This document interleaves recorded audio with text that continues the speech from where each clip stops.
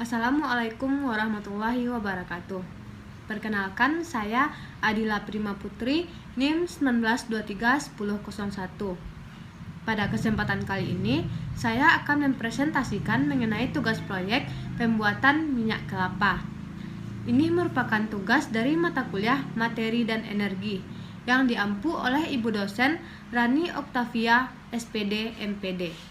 Pada video kali ini, ada 6 pokok bahasan mengenai minyak kelapa. Yang pertama yaitu pengertian, yang kedua sejarah, yang ketiga kandungan, yang keempat kelebihan dan kekurangan, yang kelima alat dan bahan, dan yang keenam proses produksi. Baiklah, kita bahas satu persatu. Yang pertama, pengertian minyak kelapa murni. Tanaman kelapa atau Cocos nucifera merupakan tanaman yang bermanfaat bagi manusia. Hampir seluruh bagian dari pohon kelapa dapat digunakan untuk memenuhi kebutuhan manusia. Daging buah kelapa merupakan satu bagian dari kelapa yang bisa diambil santannya untuk dijadikan minyak kelapa murni atau virgin coconut oil. Minyak VCO merupakan minyak yang diperoleh dari kopra atau daging buah kelapa yang dikeringkan atau dari perasan santannya. Yang kedua, sejarah minyak kelapa. Asal mula untuk memperoleh minyak dari buah kelapa bukan dari kopra atau daging buah kelapa segar. Kopra dibuat pada waktu itu untuk memenuhi kekurangan minyak yang melanda daratan Eropa. Daging buah kelapa merupakan bahan yang mudah membusuk karena disebabkan oleh kandungan airnya yang sangat tinggi. Agar dapat tahan lama di perjalanan, maka daging buah kelapa dikeringkan dengan maksud memperoleh kopranya. Yang ketiga yaitu kandungan. Komponen utama VCO berdasarkan analisis standar komposisi asam lemak yaitu terdiri dari asam laurat sekitar 43-53%, miristat sekitar 16-21%, palmitat sekitar 7,5 hingga 10%, kaprat sekitar 4,5 hingga 8%, oktanoat atau kaprilat sekitar 5-10%. Oleat sekitar 4-10%, stearat sekitar 2-4%, linoleat sekitar 1-2,5%, dan kaproat sekitar 0,4 hingga 0,6%. Sebagian besar komposisi minyak VCO merupakan asam lemak jenuh. Yang keempat, kelebihan atau kekurangan dari VCO. Kelebihan dari VCO yang pertama yaitu kadar air dan asam lemak bebasnya kecil. Yang kedua, kandungan asam lauratnya tinggi. Yang ketiga, mengandung antioksidan bebas sehingga mampu menjaga kekebalan tubuh. Yang keempat, rasa minyak yang dihasilkan lembut. Dan yang kelima, tidak mudah tengik karena kandungan asam lemak jenuhnya tinggi sehingga proses oksidasi tidak mudah terjadi. Sedangkan kekurangan dari VCO ada dua. Yang pertama, bila kualitas VCO rendah, proses ketengikan akan berjalan lebih awal. Hal ini disebabkan oleh pengaruh oksigen, keberadaan air, dan mikroba yang akan mengurangi kandungan asam lemak yang berada dalam VCO menjadi komponen lain. Yang kedua, apabila di dalamnya masih terdapat kandungan air, biasanya akan ada gumpalan berwarna putih. Keberadaan air ini akan mempercepat proses ketengikan. Pokok bahasan yang kelima yaitu alat dan bahan. Dalam proses pembuatan minyak kelapa kurang lebih menggunakan 5 alat dan 2 bahan. Nah, untuk alatnya terdiri dari wajan, spatula, baskom plastik, saringan, dan botol yang akan menjadi wadah untuk minyak VCO nanti.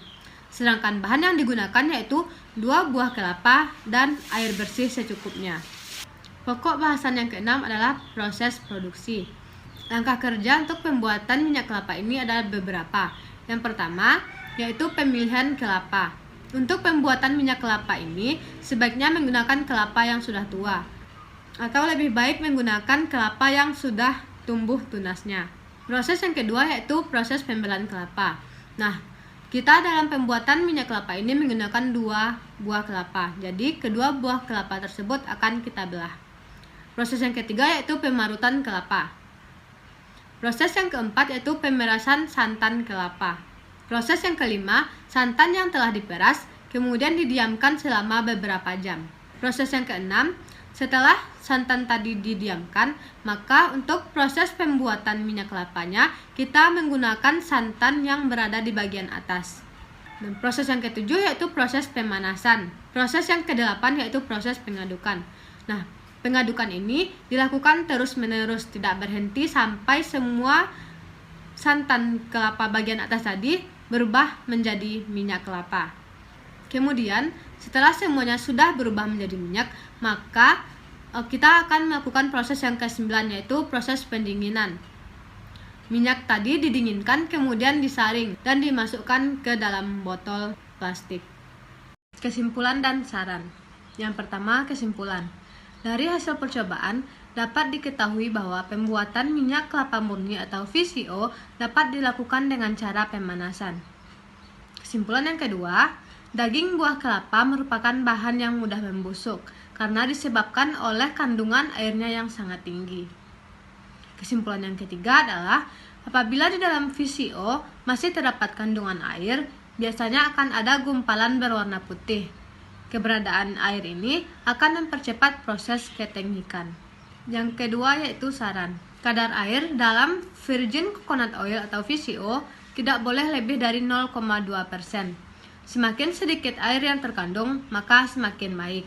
Hal ini dikarenakan kehadiran air dapat menimbulkan reaksi hidrolisis yang akan menimbulkan ketengikan pada minyak. Berikut adalah video cuplikan dari proses produksi minyak kelapa murni.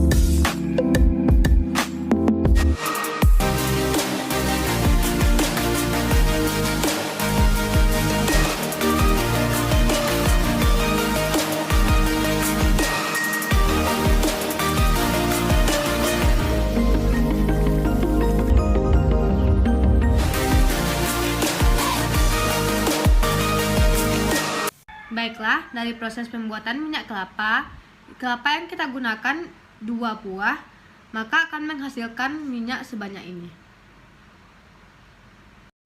Baiklah, sekian presentasi mengenai proses pembuatan minyak kelapa murni. Jika ada kata-kata yang salah, saya mohon maaf. Assalamualaikum warahmatullahi wabarakatuh.